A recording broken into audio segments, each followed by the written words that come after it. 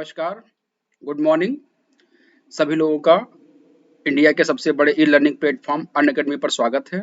मैं सुदीप कुमार श्रीवास्तव। आज आपके समक्ष मैं एक बहुत ही इम्पोर्टेंट टॉपिक लेकर के उपस्थित हुआ हूं और टॉपिक का नाम है ब्लड। आज हम लोग ब्लड पर पूरा डिस्कस करेंगे। सेशन को स्टार्ट करने से पहले आप सभी लोगों को अनअकैडमी के बारे में कुछ इन्फॉर्मेशन दे देते हैं।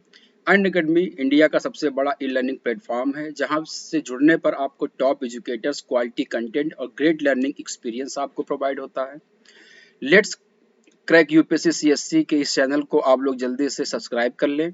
साथ ही साथ आप अनअकैडमी के ऐप को भी डाउनलोड कर लें, जिससे कि मेरे जो भी नोटिफिकेशंस हैं या जो मेरे क्लासेस हैं और आप मेरे जो पीडीएफ हैं वो प्रॉपरली आपको मिलना शुरू हो जाए। अनअकैडमी के इस ऑनलाइन चैनल पे आपको daily live classes, live test quiz, structure course और अनलिमिटेड एसेस आपको प्रोवाइड होता है। तो जल्दी से इसको आप लोग डाउनलोड कर लें।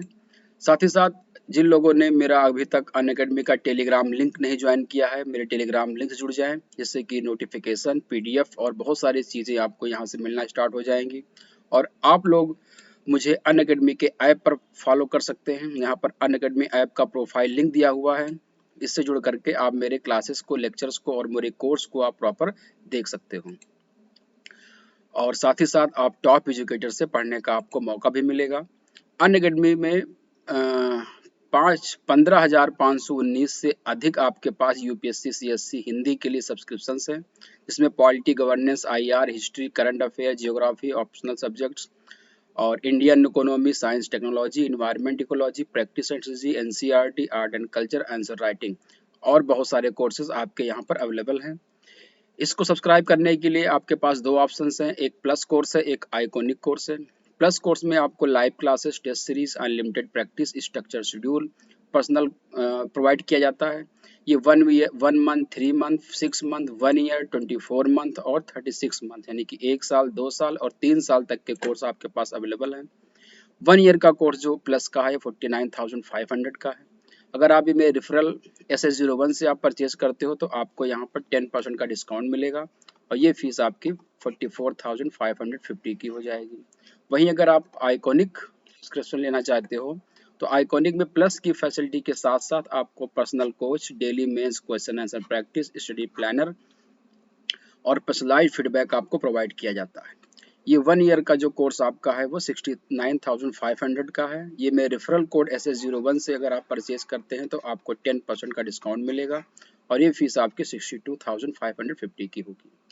तो ये सब्सक्रिप्शन कोड है SS01, इससे आप अपने सब्सक्रिप्शन को कर सकते हो और अपनी तैयारी को स्टार्ट कर सकते हो। इसके बाद हम लोग स्टार्ट करते हैं आज का सेशन। आज का हमारा जो टॉपिक है वो ब्लड है। हम लोग आज जानेंगे कि ब्लड क्या होता है, उसके बारे में पूरी हम लोग आपको इंफॉर्मेशन देंगे। एग्जैक्टली ब्लड के बारे में अगर हम लोग बात करें तो ब्लड एक प्रकार का तरल संयोजी ऊतक होता है, यानी कि फ्लूइड कनेक्टिव टिश्यू होता है। ब्लड क्या होता है? फ्लूइड कनेक्टिव टिश्यू होता है। एग्जाम में अगर पूछा जाए कि ब्लड क्या है तो आप कहोगे ब्लड जो है वो फ्लूइड कनेक्टिव टिश्यू होता है। साथ ही साथ ब्लड के अध्ययन को हीमेटोलॉजी कहा जाता है। ब्लड के अध्ययन को हीमेटोलॉजी कहते हैं और ब्लड फ्लो के अध्ययन को, बॉडी के अंदर जो ब्लड फ्लो हो रहा होता है उसके अध्ययन को क्या कहते हैं? एंजियोलॉजी कहा जाता है। एंजियोलॉजी कहा जाता है। और ब्लड के फॉर्मेशन की जो प्रक्रिया होती है उसको हीमेटोपोइसिस कहते हैं। हीमेटोपोइसिस का मतलब होता है ब्लड फॉर्मेशन, ये आपको ध्यान रखना है। तो ब्लड जो होता है एग्जैक्टली ये फ्लूइड कनेक्टिव टिश्यू होता है। इसके अध्ययन को हीमेटोलॉजी और ब्लड फ्लो को एंजियोलॉजी कहते हैं और इसके ब्लड के फॉर्मेशन को हीमेटोपोइसिस कहा जाता है। ब्लड जो होता है नॉर्मली ये दो भागों से मिलकर के बना होता है। एक उसमें लिक्विड पार्ट होता है, इसको हम लोग प्लाज्मा कहते हैं, और एक उसमें क्या हो जाता है, आपके फॉर्म सेल्स होती हैं जिनमें आपकी आरबीसी, डब्ल्यूबीसी और प्लेटलेट्स होती हैं। ब्लड जो होता है हमारे शरीर में ऑक्सीजन और न्यूट्रिएंट्स को विभिन्न कोशिकाओं और ऊतकों तक पहुंचाने का काम करता है और हमारे पूरे वजन का लगभग 8% जो है वो ब्लड बॉडी में होता है और एक औसत वयस्क के पास लगभग 5 से 6 लीटर खून शरीर में होता है। एक औसत व्यक्ति में जनरली 5 से 6 लीटर खून होता है। महिलाओं में ये जो होता है वो 4 से 5 लीटर के आसपास होता है। और ब्लड जो होता है, ब्लड का जो निर्माण होता है वो जब एडल्ट स्टेज में जो है ये बोन मैरो में होता है। कहाँ पे होता है? बोन मैरो में होता है। और जब ये फीटस के स्टेज में होता है, बच्चा जब माँ के गर्भ में बन रहा होता है, उस समय ब्लड का निर्माण कहाँ पे होता है? लिवर में होता है। ब्लड को बनाने वाली अलग अलग सेल्स होती हैं। इरेथ्रोपोइटिन, इरेथ्रोपोइटिन ये आपकी क्या करती हैं? ब्लड बनाने वाली प्रोटीन्स होती हैं या ब्लड बनाने वाली सेल्स होती हैं जिनसे जी ब्लड का निर्माण होता है। बोन मैरो भी दो प्रकार के होते हैं, रेड बोन मैरो और white bone marrow. Red bone marrow जो होते हैं ये आपके ब्लड फॉर्मेशन करते हैं। जैसे जैसे उम्र बढ़ती जाती है, रेड बोन मैरो जो है व्हाइट बोन मैरो में कन्वर्ट हो जाते हैं और ये व्हाइट बोन मैरो जो होते हैं वो फैटी एसिड्स यानी कि वसा के रूप में कन्वर्ट होते जाते हैं।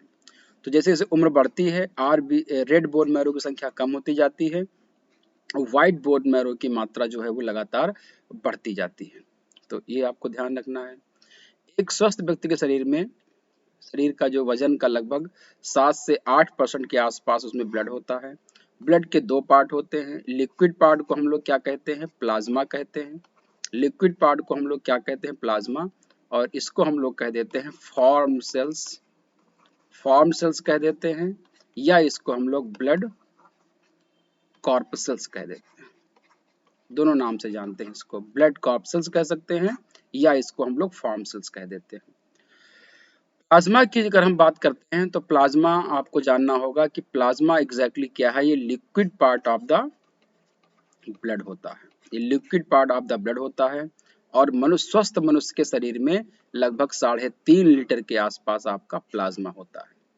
प्लाज्मा का जो पीएच मान होता है वो लगभग जो है वो 7.4 के आसपास हम लोग मानते हैं और इसी को हम लोग क्या कह देते हैं? ब्लड का पीएच कह देते हैं, जो हल्का सा क्या होता है? बेसिक होता है। यानी कि हमारा जो ब्लड है वो हल्का सा क्षारीय होता है क्योंकि इसका जो पीएच है 7.35 से 7.45 के बीच में होता है। और आप सभी लोग जानते हो कि पीएच 7 से ज़्यादा हो जाता है तो वो एल्कलाइन हो जाता है। तो स्लाइटली एल्कलाइन हमारा ब्लड होता है प्लाज्मा की वजह से।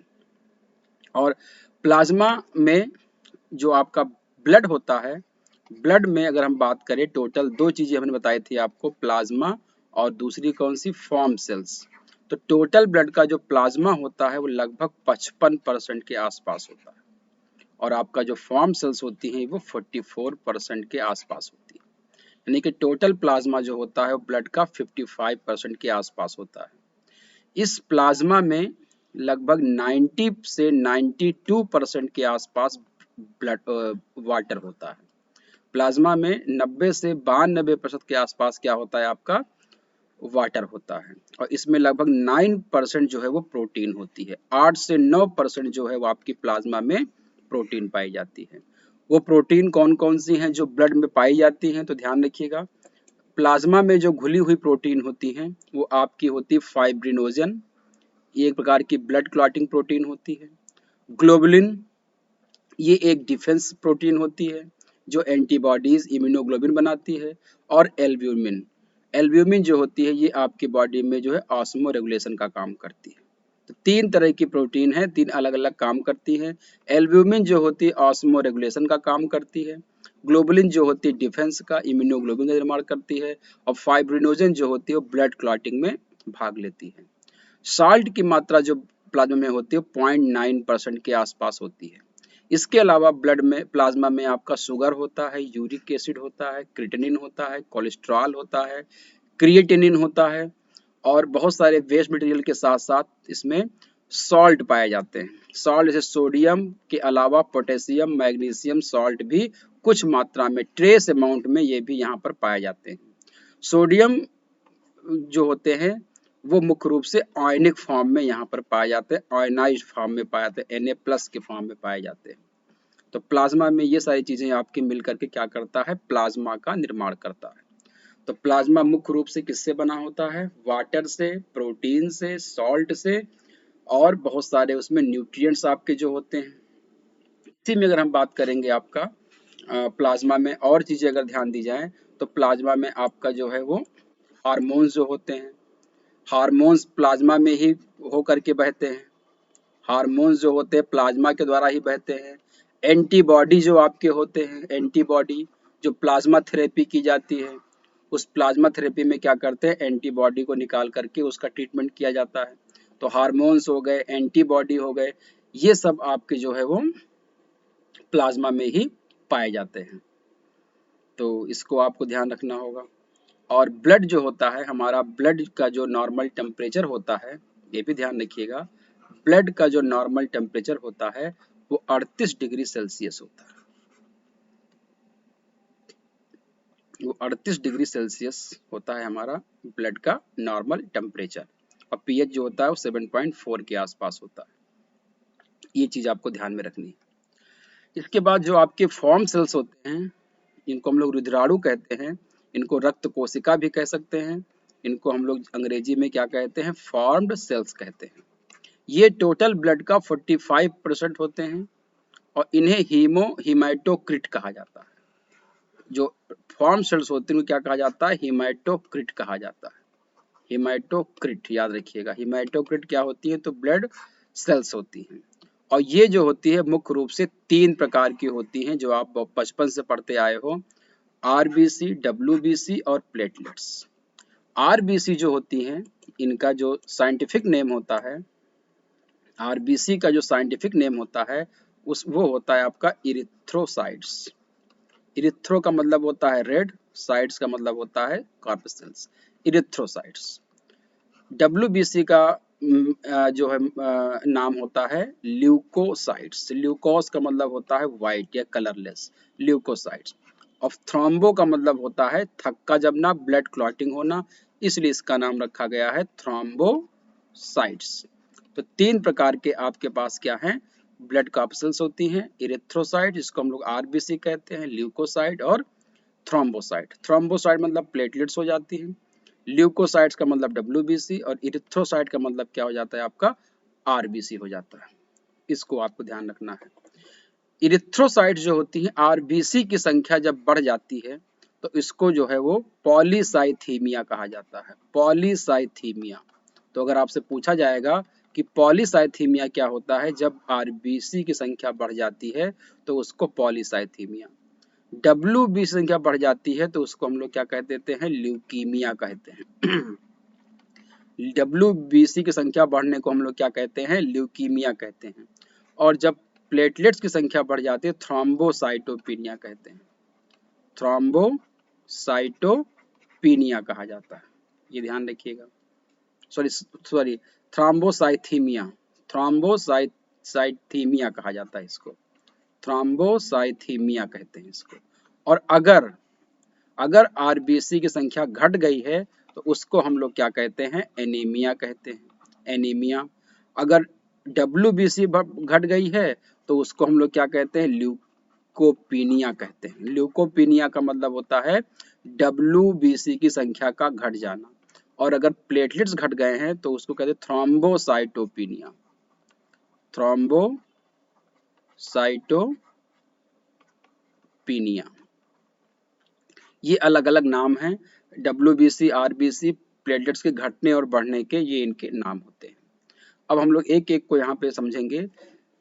आरबीसी जो होता है ये एक लाल रंग की कॉर्पसेल्स होती है, कणिकाएं होती हैं। लाल रंग के पीछे जो इसका मेन रीजन है वो हीमोग्लोबिन होता है। हीमोग्लोबिन जो है ये एक प्रकार का ग्लोबुलर प्रोटीन होता है। हीमोग्लोबिन जो होता है वो एक प्रकार का क्या है, ग्लोबुलर प्रोटीन होता है। इसमें 2 चीजें होती हैं, हीम और ग्लोबिन। हीम जो होता है उसमें आयरन होता है, और आयरन यहाँ पर जो है वो Fe++ के फॉर्म में होता है, फेरस के फॉर्म में होता है। इसी की वजह से ब्लड का कलर जो होता है वो रेड हो जाता है। आरबीसी की अगर हम बात करते हैं तो इसका जो साइज होता है वो 7.2 माइक्रोमीटर व्यास के आसपास होता है। 7.2 माइक्रोमीटर व्यास के आसपास होता है।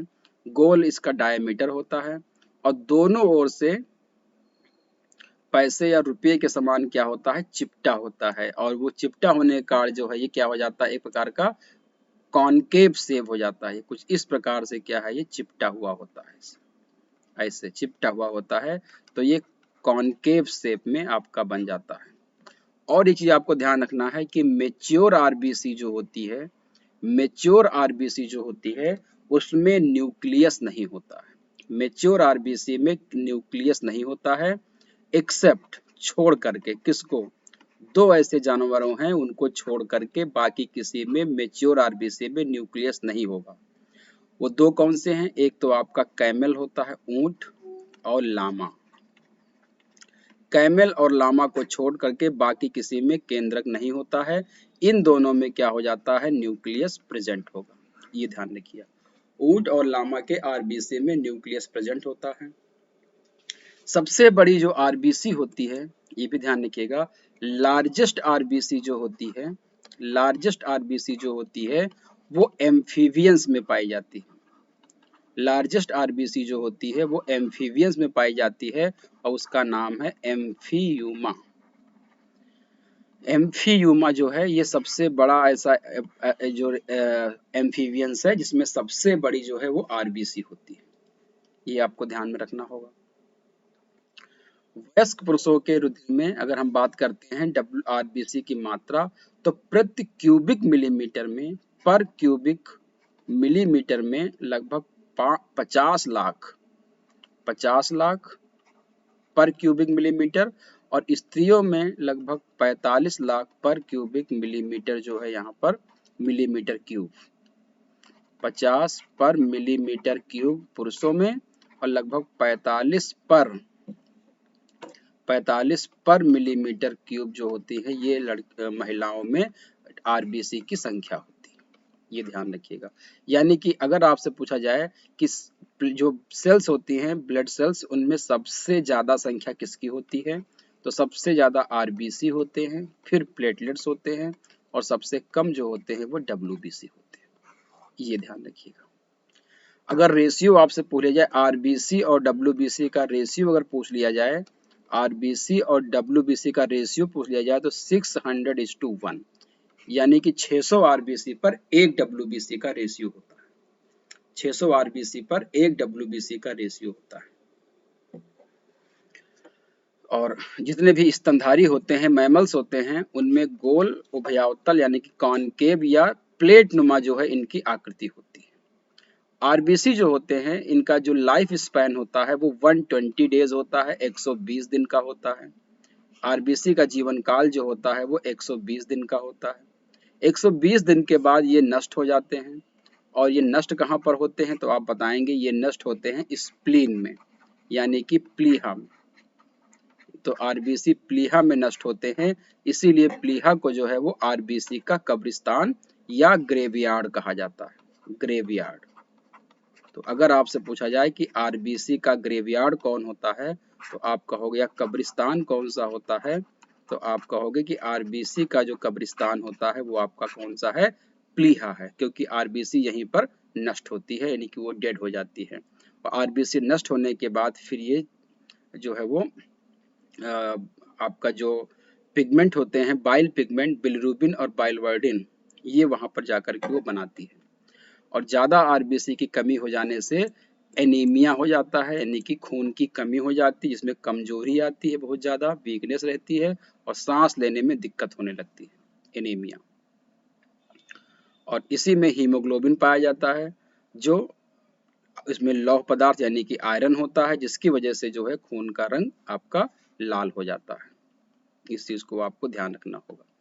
एक चीज़ आपको यहाँ पे और ध्यान देनी है, वो ये है कि जो आपका हीमोग्लोबिन होता है, हीमोग्लोबिन हीमोग्लोबिन जो होता है, एक हीमोग्लोबिन जब ऑक्सीजन से बाइंड करता है तो ये रिवर्सिबल बाइंड होता है, यानी कि एक बांधेगा और फिर उसको दूसरी जगह ला करके छोड़ देगा, फिर वहां से फ्री होकर के आएगा। एक चीज ये आपको ध्यान रखनी है, रिवर्सिबल रिएक्शन होती है। दूसरी चीज आपको ध्यान रखनी है कि एक हीमोग्लोबिन एक बार में 4 ऑक्सीजन को बांधने की क्षमता होती है। एक हीमोग्लोबिन एक बार में 4 ऑक्सीजन को बांधने की क्षमता रखता है, और जब हीमोग्लोबिन ऑक्सीजन से बंध जाता है उस कंपोनेंट को ऑक्सी हीमोग्लोबिन की संख्या दी जाती है। ऑक्सी हीमोग्लोबिन की संख्या दी जाती है। हीमोग्लोबिन जो होता है, जैसे जैसे आप ध्यान देंगे, हीमोग्लोबिन जो होता है वो अलग अलग एज में अलग अलग उसका मात्रा होती है। हीमोग्लोबिन को हम ग्राम पर 100 ml में मेजर करते हैं। हीमोग्लोबिन को हम ग्राम पर 100 ml में मेजर करते हैं। अगर पुरुषों की बात की जाती है तो पुरुषों में हीमोग्लोबिन की मात्रा 13.5 से 17.5 ग्राम पर 100 ml के लिए बात की जाती है। फीमेल में 11.5 से 14 ग्राम पर 100 ml की बात की जाती है। तो दोनों में ये आपका अलग अलग रेंज जो है हीमोग्लोबिन के होते हैं, इसको आप ध्यान रखिएगा। अगर हीमोग्लोबिन की मात्रा 12 से कम हो जाती है, अगर हीमोग्लोबिन की मात्रा 12 से कम हो जाती है तो उस कंडीशन को हम लोग क्या कह देते हैं, एनीमिया कह देते हैं। तो एनीमिया कब कहेंगे, जब हीमोग्लोबिन की मात्रा 12 से कम हो जाती है, उस कंडीशन में हम क्या कह देते हैं, उसको एनीमिया कह देते हैं। एक चीज आपको और ध्यान रखनी है कि हीमोग्लोबिन के सामने अगर 3 गैसेस अवेलेबल हैं, कार्बन मोनोऑक्साइड, कार्बन डाइऑक्साइड और ऑक्सीजन, तो सबसे ज्यादा एफिनिटी जो होती है बाइंडिंग की वो कार्बन मोनोऑक्साइड की होती है, उसके बाद CO2 की होती है, और सबसे कम बाइंडिंग एफिनिटी जो होती है वो ऑक्सीजन की होती है। अगर हम इसको तुलना करें तो ऑक्सीजन की अपेक्षा 200 गुना ज्यादा, CO2 20 गुना ज्यादा जो है वो ऑक्सीजन से बाइंडिंग क्षमता रखता है। यानी कि CO2 की जो उस कार्बन मोनोऑक्साइड की हीमोग्लोबिन से जो बाइंडिंग एफिनिटी होती है, कैपेसिटी, वो ऑक्सीजन से 200 गुना ज्यादा होती है। इसीलिए थोड़ी सी भी कार्बन मोनोऑक्साइड अगर आ जाती है इन्वायरमेंट में या हमारे बॉडी के अंदर तो इंसान की दम घुट करके मृत्यु हो जाती है। तो इस चीज को आपको ध्यान में रखना है। हीमोग्लोबिन जो होता है ये, इसमें जो है आपका आयरन होता है, और उसी के कारण जो है फेरस फॉर्म में आयरन पाया जाता है। फेरस फॉर्म में आयरन होता है, फेरस फॉर्म में यहाँ पे आयरन होता है, यानी कि Fe++ के फॉर्म में यहाँ पर आयरन आपका पाया जाता है हीमोग्लोबिन में। दूसरी चीज आपको जो ध्यान रखनी है वो ये है कि हीमोग्लोबिन जो होता है, हीमोग्लोबिन जो होता है उससे जब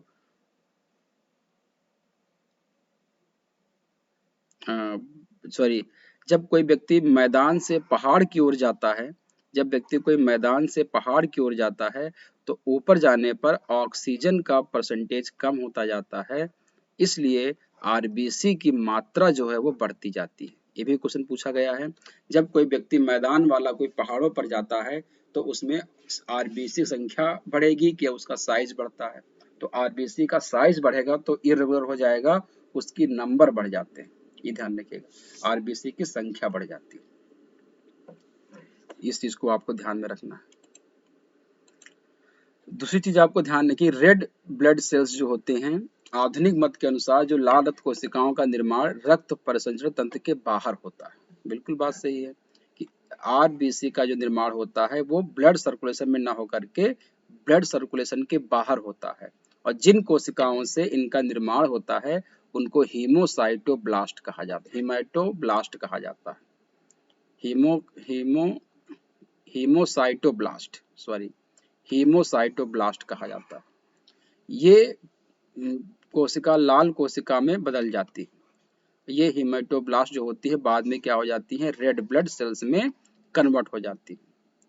इम्ब्रियो में, भ्रूण में लाल रुधिर कोशिकाएं रुधिर प्रसरण क्षेत्र में बनती हैं, जबकि भ्रूण की अवस्था में ये कहाँ बनती हैं, ब्लड सर्कुलेशन के रीजन में बनती हैं। पहले इसके मध्य में केंद्रक होता है, यानी कि जब ये आरबीसी बनती है प्रारंभिक अवस्था में इसमें केंद्रक होता है, और जब ये मेच्योर हो जाती हैं तो ये विलीन हो जाता है, यानी कि परिपक्व आरबीसी में केंद्रक खत्म हो जाता है। तो nucleus absent in mature RBC but present in immature RBC. तो इसको मेच्योर करने के लिए आपके पास विटामिन B9 और विटामिन B12 हेल्प करते हैं, कोबाल्ट हेल्प करता है। इसको मैच्योर करने के लिए। तो ध्यान रखिएगा कि इमेच्योर आरबीसी में न्यूक्लियस होता है बट मैच्योर आरबीसी में न्यूक्लियस नहीं होता है। इन्फेंट के जो मीजो जो जो भ्रूण होता है यानी कि जो मध्य भ्रूण का जीवन काल होता है, जन्म से 1 मास पूर्व तक लाल रुधिर कणिकाओं का निर्माण जो होता है वो लिवर और प्लीहा में होता है। ये भी ध्यान रखिएगा। जब बच्चा माँ के गर्भ में बन रहा होता है, जन्म के 1 महीने पूर्व तक उसमें जो ब्लड बनता है वो कहाँ पे बनता है, लिवर में बनता है और प्लीहा में बनता है। और जन्म के बाद जो है वो उसमें लाल रुधिर कणिकाएं कहाँ बनती हैं, बोन मैरो में बनती हैं। ये 2 पॉइंट आपको ध्यान रखना होगा। यानी कि ब्लड बनने के हमारे पास 3 प्लेस होते हैं जहां पर आरबीसी बनती है। एक आपका बोन मैरो, एक आपका लिवर और एक आपका स्प्लीन। तो अगर पूछा जाए कि ब्लड का फॉर्मेशन कहाँ होता है और तीनों ऑप्शन दिए हों, ऑप्शन में केवल एक दो, केवल 2 3 या केवल आपका 1 2 3 दिया हो, तो आपको तीनों पे ऑप्शन लगाना पड़ेगा क्योंकि तीनों जगह पर ब्लड का फॉर्मेशन होता है। बोन मैरो में जन्म के बाद बनता है, जन्म से पहले जो है लिवर और स्प्लीन में आरबीसी का निर्माण होता है। ये बात आपको ध्यान में रखनी है, बहुत इंपॉर्टेंट पॉइंट है। इसके बाद हम लोग बात करते हैं आपको डब्ल्यूबीसी के बारे में। डब्ल्यूबीसी जो होती हैं, इसको हम लोग शॉर्ट में इसका जो साइंटिफिक नेम है वो क्या है आपका, ल्यूकोसाइट्स है। ल्यूकोसाइट्स होती हैं। डब्ल्यूबीसी एक प्रकार की डिफेंस सेल्स होती हैं। ये रेड ब्लड सेल से एकदम भिन्न होती हैं। इनमें एक तो हीमोग्लोबिन नहीं होता है, लेकिन इनमें केंद्रक प्रेजेंट होता है, न्यूक्लियस होता है। ये अंतर आ गया। आरबीसी में क्या था, आरबीसी में क्या था, हीमोग्लोबिन था, न्यूक्लियस नहीं था। डब्ल्यूबीसी में क्या है, न्यूक्लियस है लेकिन हीमोग्लोबिन नहीं होता है। और साथ ही साथ इस साइज में जो है वो आरबीसी से काफी बड़ी होती है। और कुछ ऐसी जो है व्हाइट ब्लड सेल्स होती हैं जिनके ऊपर ग्रेन्यूल्स होते हैं, कणिकाएं होती हैं। इस प्रकार से डब्ल्यूबीसी को 2 भागों में डिवाइड किया गया है। जिन पे ग्रेन्यूल्स होती हैं उनको ग्रेनुलोसाइट्स कहते हैं, ग्रेनुलोसाइट्स कह देते हैं। और जिनमें ग्रेन्यूल्स नहीं होते हैं उनको अग्रेनुलोसाइट्स कह देते हैं, अग्रेनुलोसाइट्स कह देते हैं। यानी कि ऐसी डब्ल्यूबीसी जिनके ऊपर कणिकाएं होती हैं, ग्रेन्यूल्स होते हैं, उनको ग्रेनुलोसाइट्स कहते हैं। जिनके ऊपर ग्रेन्यूल्स नहीं होते हैं उनको क्या कहते हैं, अग्रेनुलोसाइट्स कहते हैं। दूसरी चीज आपको ध्यान रखना है यहाँ पर, श्वेत कणिकाएं जो होती हैं ये बैक्टीरिया को खाने का काम करती है, यानी कि फाइगोसिटिक होती है। ये बैक्टीरिया का भक्षण करती हैं, यानी कि एक प्रकार से जो है ये क्या करेंगी, डिफेंस का काम करती हैं, रक्षात्मक काम करती हैं। इसीलिए इनको रक्षात्मक कोशिका भी कहा जाता है। इनको क्या कहा जाता है, रक्षात्मक कोशिका के नाम से भी जाना जाता है। इनको जो है वो रक्षात्मक कोशिका के नाम से इनको जाना जाता है। ये आप ध्यान रखिएगा। इनकी जो संख्या होती है, डब्ल्यूबीसी की संख्या आरबीसी से बहुत कम होती है। इनकी संख्या जो होती है 6000 से 8000 प्रति क्यूब मिलीमीटर होती है। यानी कि 6000 से 8000 पर मिलीमीटर क्यूब जो होती है इनकी संख्या होती है, मेल और फीमेल दोनों में। जब बॉडी में इन्फेक्शन हो जाता है, इन्फेक्शन होने पर हमको बैक्टीरिया को किल करने के लिए ज़्यादा डब्ल्यूबीसी की आवश्यकता होती है। तो during infection number of WBC increases, इनकी संख्या बढ़ जाती है। जैसे मियादी बुखार हो गया, तपेदिक हो गया, इन स्थिति में क्या होता है, इनकी संख्या घट जाती है। ये भी ध्यान रखिएगा। इनकी संख्या घटती कब है, अगर टाइफाइड हो गया है, टाइफाइड में और टीबी में। टाइफाइड और टीबी के केस में क्या हो जाता है, डब्ल्यूबीसी की संख्या घट जाती है। और इन्फेक्शन अगर हो गया है कोई, इस अवस्था में क्या होता है, इनकी संख्या बढ़ जाती है। ये भी आपको ध्यान रखना, किस डिजीज में डब्ल्यूबीसी संख्या घट जाती है, तो टाइफाइड और टीबी में घट जाती है। और अगर डब्ल्यूबीसी की संख्या बहुत ज्यादा बढ़ गई है तो उसमें क्या हो जाता है, ब्लड कैंसर हो जाता है। ब्लड कैंसर का मतलब होता है WBC की संख्या बहुत ज्यादा बढ़ जाना, और इसको कहा जाता है ल्यूकीमिया कह देते हैं। ल्यूकीमिया, ल्यूकीमिया का मतलब होता है ब्लड कैंसर, यानी कि WBC की संख्या का बहुत ज्यादा बढ़ जाना। तो श्वेत उदकड़िकाएं जो है दो प्रकार की होती है, मैंने भी बताया था आपको। एक होती है ए ग्रेनुलोसाइट्स, जिसमें ग्रेन्यूल्स नहीं पाए जाते हैं, यानी जिस पर कणिकाएं नहीं पाई जाती हैं, और एक होती है ग्रेनुलोसाइट जिस पे कणिकाएं पाई जाती हैं। इसमें हीमोग्लोबिन नहीं होता है। इनको ल्यूकोसाइट्स के नाम से जाना जाता है। इनकी संख्या मैंने बताई आपको 7000 से 8000 पर मिलीमीटर क्यूब होती है। अगर हम इनकी जीवन काल की बात करें, जैसे WBC की, RBC की हमने बताई थी आपको कि 120 डेज होती है। इनका जीवन काल जो होता है 2 से 4 दिन के आसपास होता है। कभी कभी जो होता है मैक्सिमम 7 डेज तक हो सकता है। तो औसत इनका जीवन काल 2 से 4 दिन का होता है, लेकिन मैक्सिमम इनका जो लाइफ स्पैन है वो 7 दिन तक हो सकती है। और इनका मुख्य कार्य है रोगों से सुरक्षा करना, यानी कि डिफेंस का काम करना, प्रोटेक्शन का काम करना होता है, सुरक्षा का काम करना होता है। WBC का मेन काम क्या होगा? सुरक्षा करने का काम होता है। ग्रेनुलोसाइट्स जो होती हैं ये दो प्रकार की सॉरी, ग्रेनुलोसाइट्स जो होती है जिन पर ग्रेन्यूल्स नहीं होते हैं, ये दो प्रकार के होते हैं। एक होते हैं लिम्फोसाइट, एक होते हैं मोनोसाइट। लिम्फोसाइट जो होते हैं सबसे छोटे होते हैं साइज में, और ये जो होते हैं दो प्रकार के होते हैं। टी लिम्फोसाइट्स होते हैं और बी लिम्फोसाइट्स होते हैं। टी लिम्फोसाइट और बी लिम्फोसाइट्स होते हैं। टी लिम्फोसाइट जो होते हैं वो हमारी बॉडी के अंदर cell mediate immune system develop करते हैं। Cell mediate immune system develop करते हैं। Cell mediate immune system develop करते हैं। और बी लिम्फोसाइट जो होते हैं हमारी बॉडी में एंटीबॉडी बनाते हैं, और ये ह्यूमोरल इम्यून सिस्टम डेवलप करते हैं। यानी कि हमारी बॉडी में दो प्रकार के इम्यून सिस्टम होते हैं, ह्यूमोरल इम्यून सिस्टम और सेल मीडिएट इम्यून सिस्टम।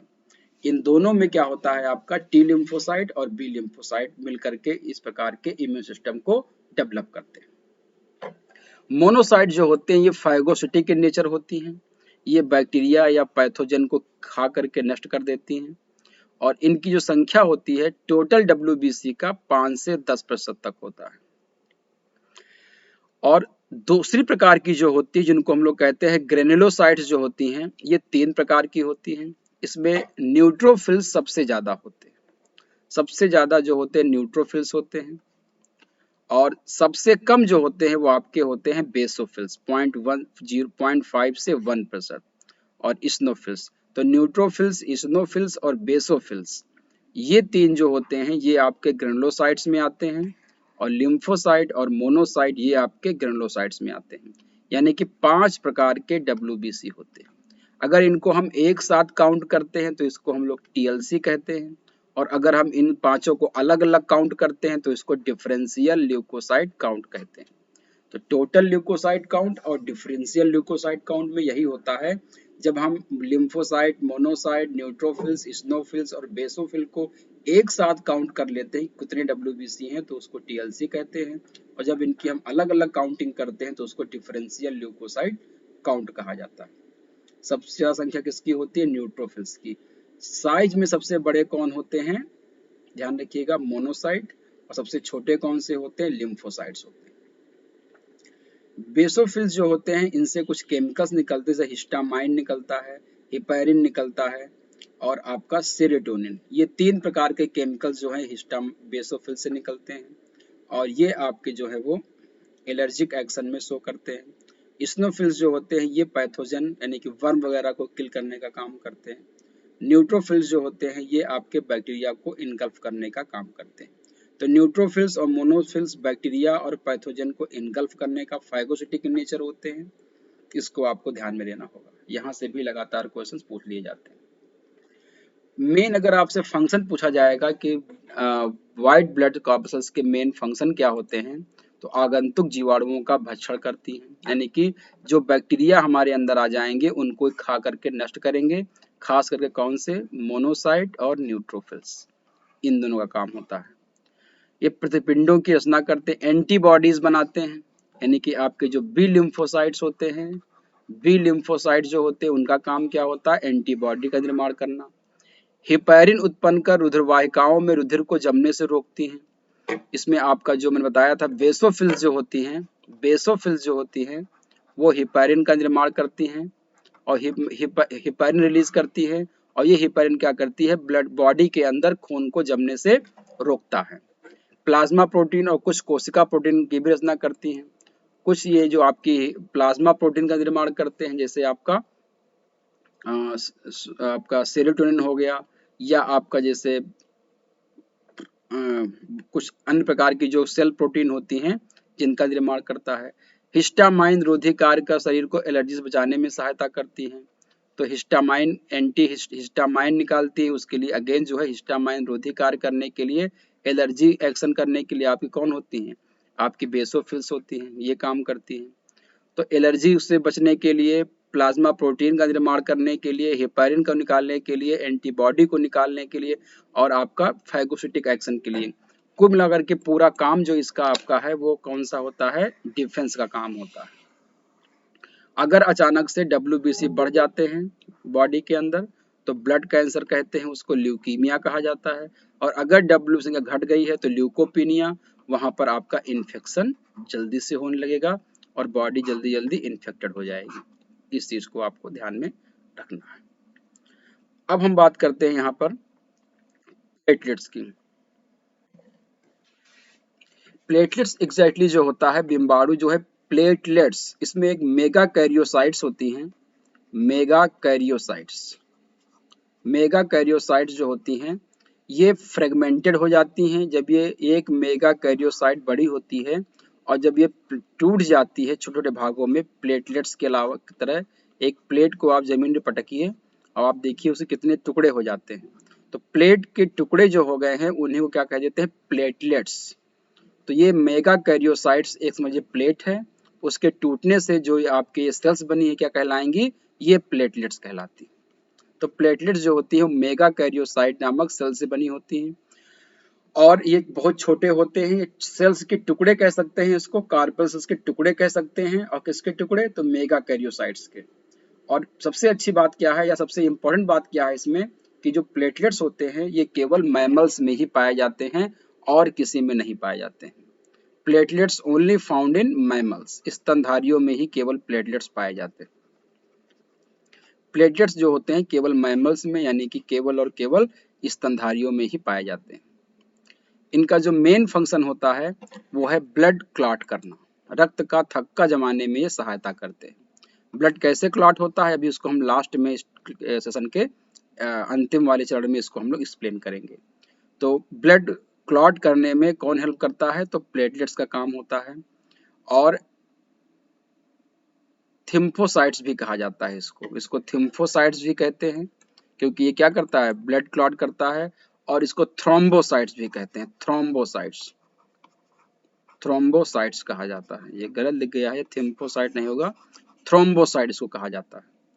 और ये केवल और केवल जो होता है ये मैमल्स में पाया जाता है। इसका जो शेप होता है, आकार जो होता है वो कैसा होता है, वो कॉन्वेक्स होता है, इस तरह का होता है, कॉन्वेक्स होता है। और इसकी जो नॉर्मल जो रेंज होती है, संख्या जो होती है वो मेनली जो ध्यान रखिएगा, ये 1.5 लाख से 3.5 लाख के आसपास इसकी संख्या नॉर्मल होनी चाहिए। 1.5 लाख से 3.5 लाख के पास पर मिलीमीटर क्यूब संख्या इसकी होनी चाहिए। यानी कि सबसे ज्यादा संख्या आरबीसी की होती है, उसके बाद आपकी प्लेटलेट्स की होती है, और सबसे कम कौन होते हैं, आपके डब्ल्यूबीसी होते हैं।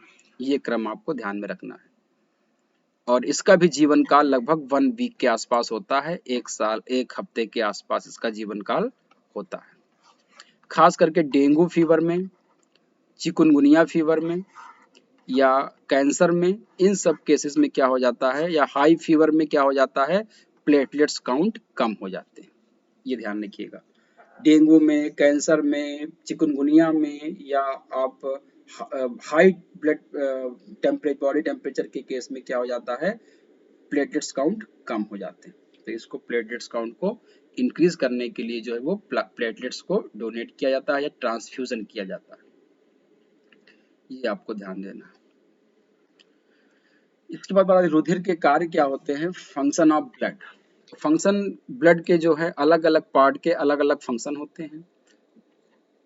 जैसे फेफड़ों से शरीर के विभिन्न अंगों तक जो ऑक्सीजन ले जाने का काम करता है और कार्बन डाइऑक्साइड को लंग्स तक लाने का काम कौन करता है, ब्लड करता है। यानी कि लंग्स के पास जो ब्लड होता है वो ऑक्सीजन को लेता है और हीमोग्लोबिन के द्वारा, और ब्लड फ्लो होता है और पूरी बॉडी में जाकर के वो सभी सेल को ऑक्सीजन देता है।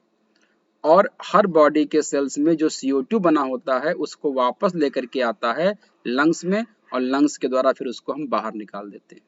यानी कि transportation of O2 and CO2, oxygen और कार्बन डाइऑक्साइड का जो परिवहन का कार्य होता है ये कौन करता है, ब्लड के द्वारा होता है, खास करके हीमोग्लोबिन के द्वारा और प्लाज्मा के द्वारा।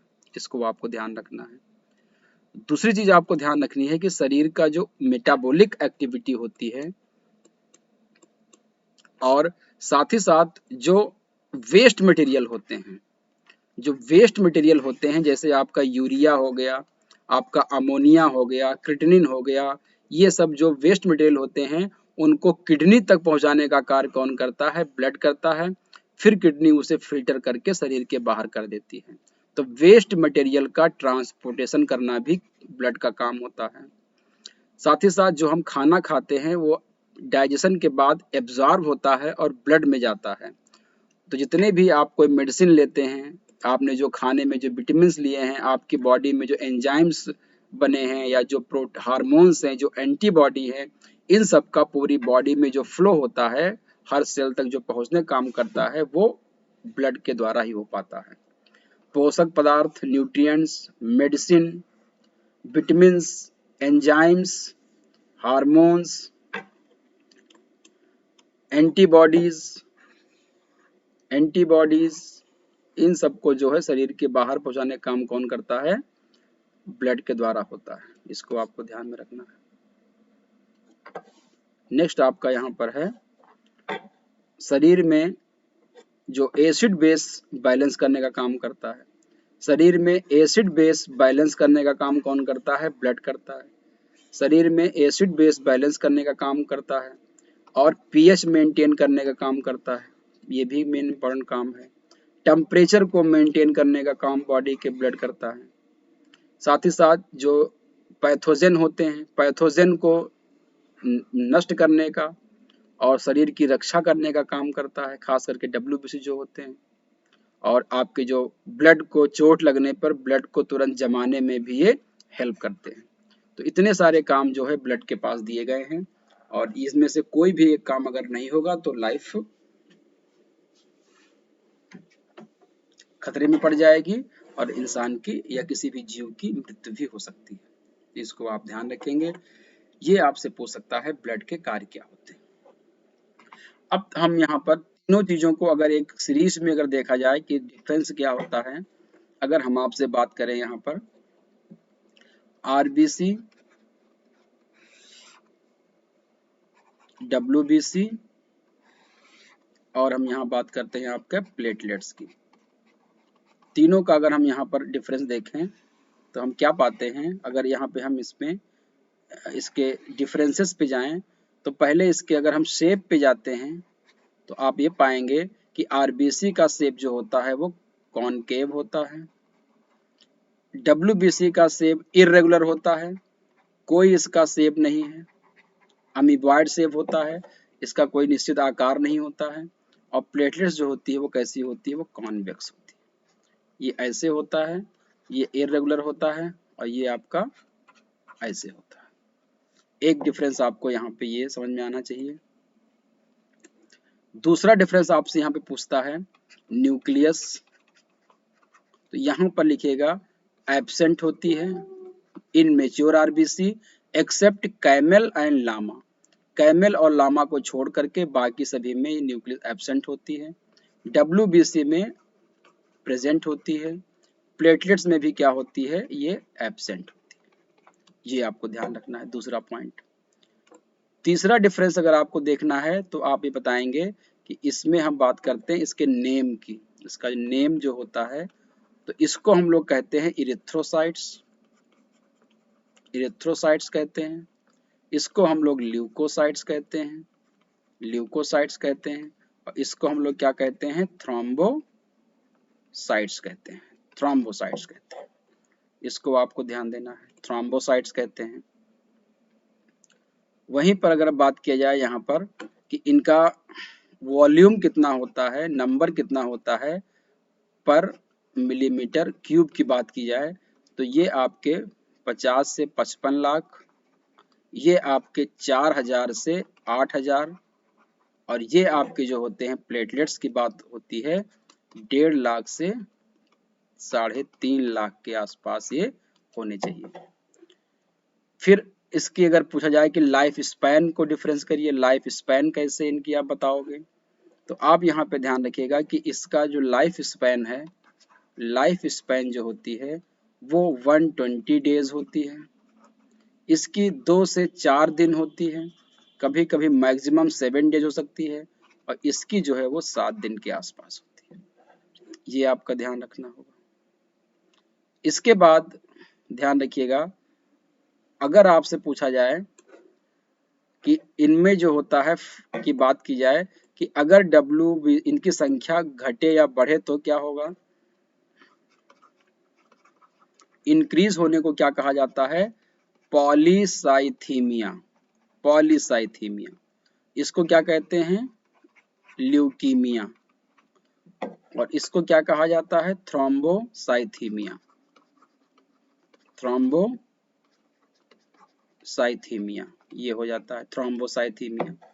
और अगर इनकी संख्या घट रही है, अगर इनकी संख्या घट रही है, डिक्रीज्ड हो रहे हैं, अगर ये डिक्रीज्ड हो गए हैं तो इनको हम क्या कहेंगे, एनीमिया कहेंगे। एनीमिया में मतलब आरबीसी घट गई है, डब्ल्यूबीसी घट गए हैं तो ल्यूकोपीनिया, ल्यूकोपीनिया का मतलब डब्ल्यूबीसी का घटना। और थ्रोम्बोसाइटोपिनिया, थ्रोम्बोसाइटोपिनिया, थ्रोम्बोसाइटोपिनिया का मतलब होता है, थ्रोम्बोसाइटोपिनिया का मतलब होता है कि प्लेटलेट्स की संख्या का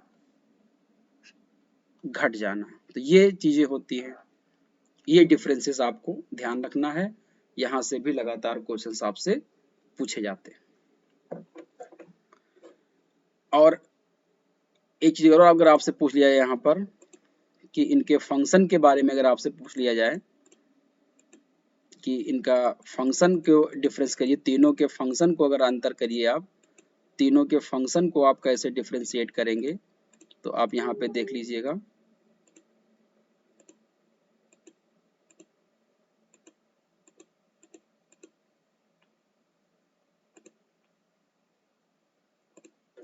तीनों के फंक्शन को अगर आपको डिफरेंस करना है तो आप यहाँ पर क्या पाओगे कि आरबीसी, डब्ल्यूबीसी और प्लेटलेट्स। आरबीसी जो होते हैं ये ट्रांसपोर्ट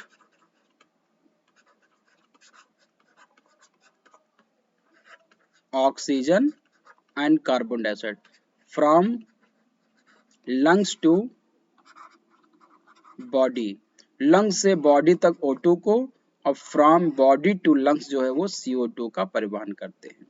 लगभग 97% जो है ऑक्सीजन का परिवहन जो है वो हीमोग्लोबिन करता है, और लगभग 70% CO2 का परिवहन जो होता है वो कार्बोनिक एनहाइड्रेज, कार्बोनिक एनहाइड्रेज के द्वारा होता है।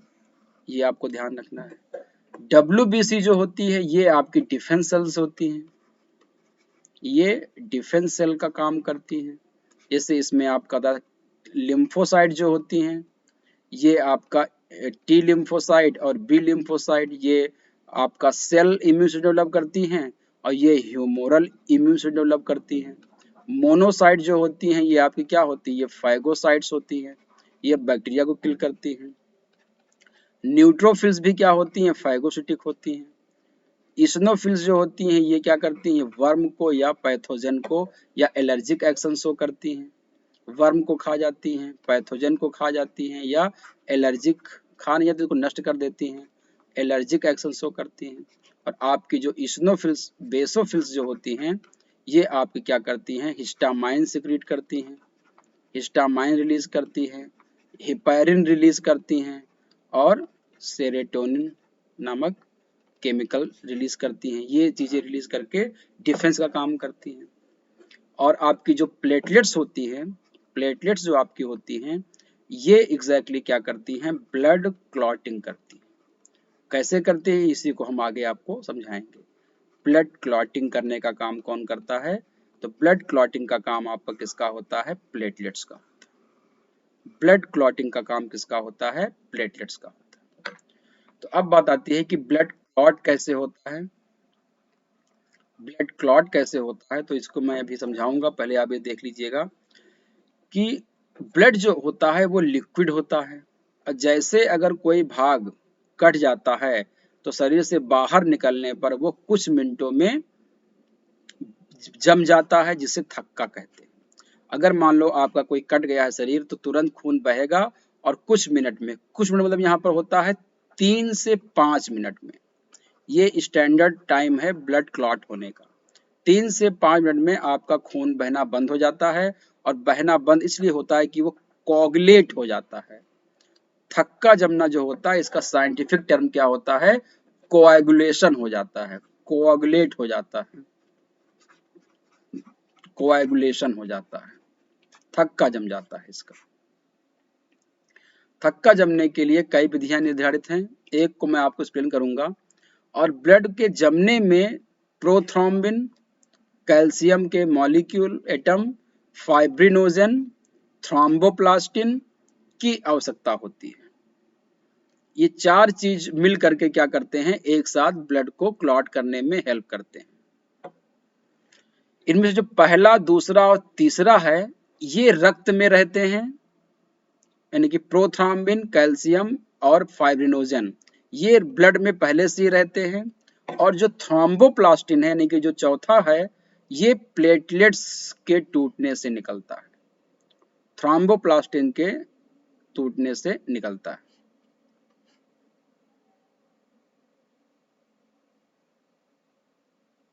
इसके अलावा इसमें एडथ्रोम्बिन और हिपैरिन भी रहते हैं। तापमान के नीचा होने पर कैल्शियम को निकाल लेने से तथा जल मिलाकर रुधिर को पतला कर देने से रुधिर का जमना रुक जाता है।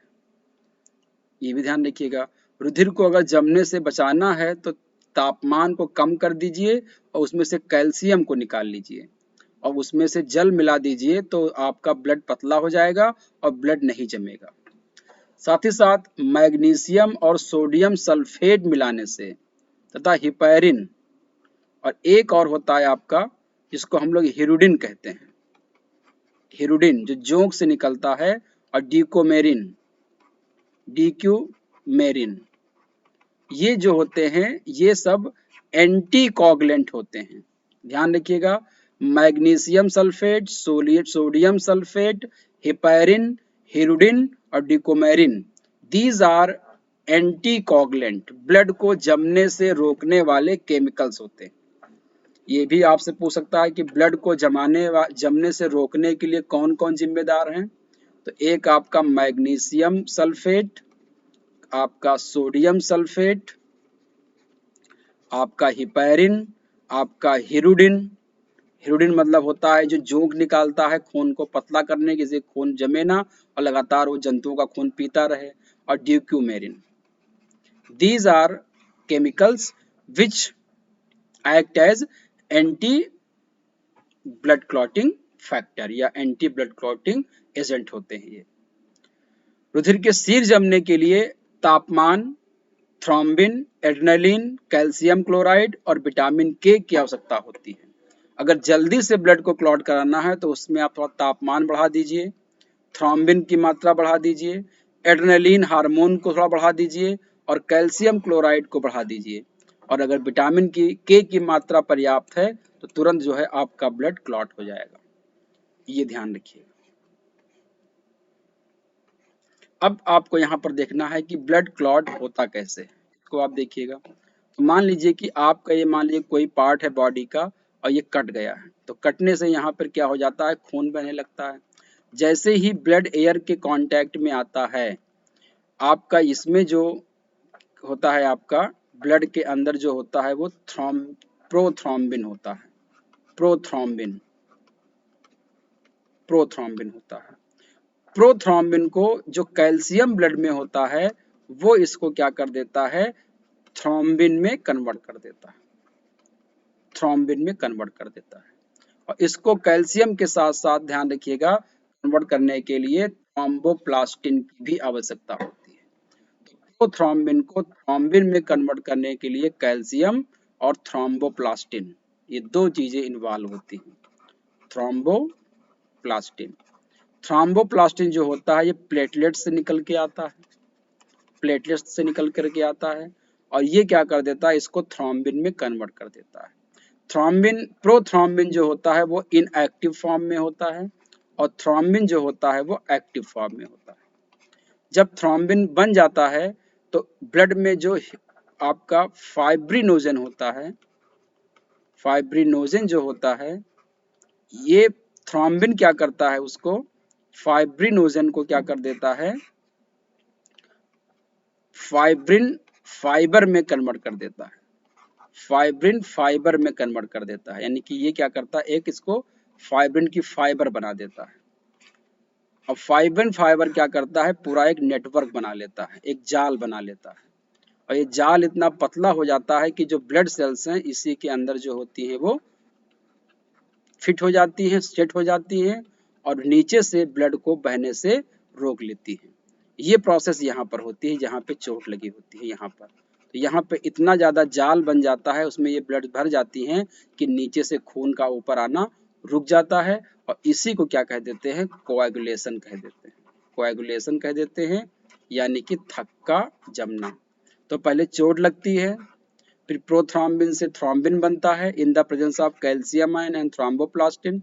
थ्रोम्बिन क्या करती है, फाइब्रिनोजन को फाइब्रिन फाइबर में कन्वर्ट कर देती है, फाइब्रिन फाइब्रिन को फाइब्रिन में, फाइब्रिन से फिर फाइब्रिन फाइबर बनते हैं, और फाइब्रिन जो है वो नेटवर्क बना देती है, और इसी में क्या हो जाता है, इसी में ब्लड के सेल्स उलझ जाते हैं, फंस जाते हैं छन्नी में। जैसे चाय की छन्नी में जब चाय ज़्यादा भर जाती है पत्ती दे तो चाय नीचे नहीं जाती है, तो वही काम यहाँ पर होता है। चाय मान लीजिए ब्लड सेल्स है, और छन्नी मान लीजिए क्या है, फाइब्रिन फाइबर है। अब तो पूरा छन्नी जब भर जाती है चाय इस पत्ती से तो चाय नीचे नहीं जाती है, तो वही क्या हो गया, आपका ब्लड क्लॉटिंग हो जाती है। इस चीज को आपको ध्यान में रखना। तो इतनी चीजें ब्लड में आपसे पूछ सकता है, इनको आपको ध्यान में रखना होगा।